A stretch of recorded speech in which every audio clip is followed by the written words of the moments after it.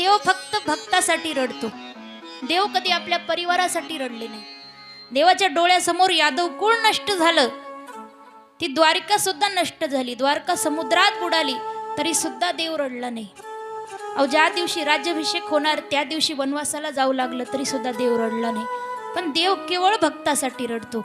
सुदामाचं ते दुःख पाहिलं, दरिद्रता पाहिली, सुदामाचे पाय पाहिले आणि देव रडायला लागले. किती रडतात.